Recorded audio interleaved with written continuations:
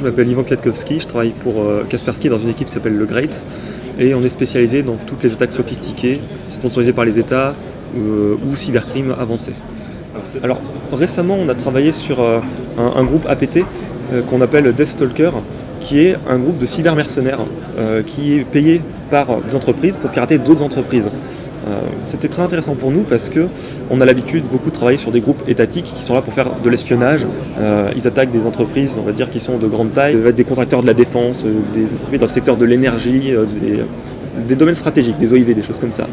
Et on a trouvé en fait, ce groupe d'attaquants qui ciblait plutôt des PME, des cabinets d'avocats, de la gestion de patrimoine, qui étonnamment ne volaient pas d'argent. Ils n'étaient pas là pour dérober des numéros de carte bleue pour siphonner des comptes, mais pour dérober des données internes. En fait, ils faisaient de la business intelligence, mais de manière agressive. Et on pensait que c'était important d'attirer l'attention sur ce sujet parce que toutes ces entreprises, toutes ces PME, elles ne se sentent pas concernées par forcément des problèmes de cybersécurité. Et légitimement, parce que potentiellement, tous les grands groupes d'attaques sponsorisés par les États ne vont pas s'intéresser aux cabinets d'avocats, c'est pas dans leur scope. Il y a à la fois une industrialisation donc des moyens d'attaque et en même temps une personnalisation des attaques. Alors, ce qui s'est passé, c'est qu'on a vraiment eu une structuration de cet écosystème cybercriminel.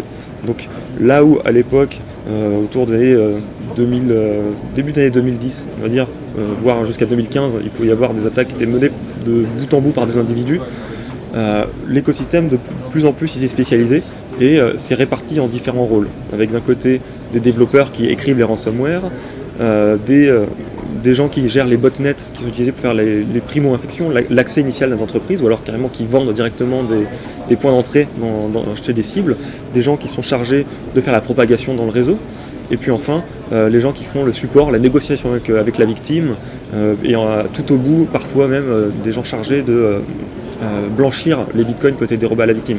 Et tout ça c'est des rôles qui sont disjoints, des équipes qui ne se connaissent pas forcément les unes les autres, mais qui se facturent des prestations comme un écosystème industriel qu'on pourrait voir ailleurs. C'est une économie qui est en train de se développer. Exactement, mais c'est parce que fondamentalement c'est un business pour eux. Voilà, c'est un écosystème qui fonctionne parce qu'il est rentable pour tous ses participants et que c'est une opération qui est mutuellement profitable. Alors les contre-mesures justement qui sont mises en place par les éditeurs de logiciels anti-malware, elles sont de plus en plus coordonnées également. Alors, je ne dirais pas qu'elles sont forcément coordonnées en termes de réponse individuelle, c'est-à-dire qu'on a nos produits, nos concurrents ils ont leurs produits aussi, les produits restent assez indépendants. Après évidemment, nous à notre échelle de chercheurs, forcément on parle avec nos homologues, on discute de comment travaillent ces groupes de hackers, quelles sont leurs dernières méthodologies, comment ils évoluent au fil des années. Donc il y a un échange d'informations qui est effectué de manière un petit peu informelle, mais malgré tout, on est conscient du fait qu'on est quand même toute une industrie qui doit faire bloc face à cette menace, parce que fondamentalement, si jamais on a une réponse désorganisée, je ne pense pas qu'on puisse résoudre le problème. Alors cette année, on a eu le droit au confinement viral, mais humain cette fois-ci. Est-ce que ça a eu une incidence sur les attaques en ligne ?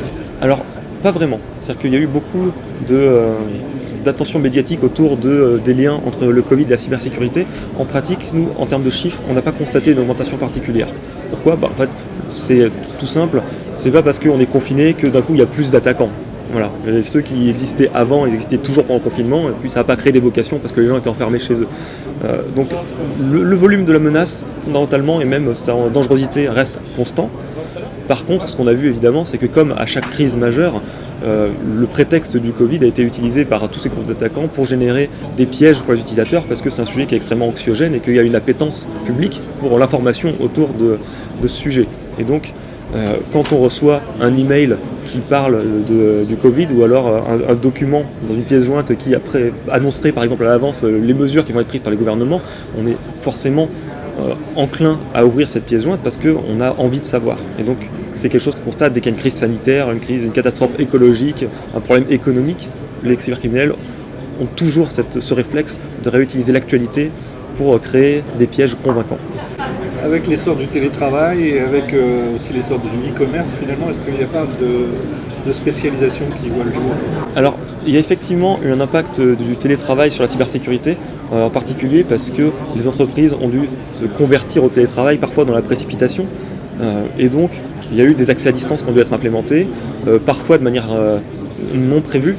Et généralement, la manière dont ça se déroule, c'est qu'on constate qu'il y a des mesures temporaires qui sont mises en place et puis que le temporaire est ensuite pérennisé et puis qu'il n'est jamais changé. Donc, vraiment, là-dessus, il y a eu des déploiements de logiciels qui ont été faits, pas forcément en respectant les bonnes pratiques de sécurité, encore une fois, parce qu'il y avait une urgence qui était complètement légitime. Et ça a créé des portes d'entrée sur les réseaux. Ça a ouvert la surface d'attaque de beaucoup d'entreprises, là où à l'époque, il n'y avait pas forcément d'accès à l'extérieur. L'apport de l'IA et du machine learning ou du deep learning sur les outils de défense, mais aussi peut-être sur les outils d'attaque, il va s'équilibrer. Je considère qu'actuellement, ce sont des sujets avant tout théoriques. Voilà, et que les solutions qui sont proposées, je ne suis pas certain de voir toujours la partie d'intelligence artificielle parmi dans ce qui est vendu.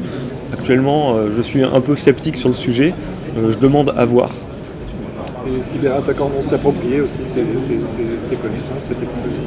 Si elles fonctionnent, oui. Je pense que ce sera le meilleur test fondamentalement pour le monde de l'intelligence artificielle, c'est de voir si, au-delà du tissu industriel qui essaie de pousser des produits, si les attaquants qui, eux, ne sont pas soumis à des objectifs de rentabilité, en tout cas pour tous ceux qui sont sponsorisés par des États, si jamais eux l'adoptent, alors on saura que ça marche. Merci beaucoup, Yvan. Merci.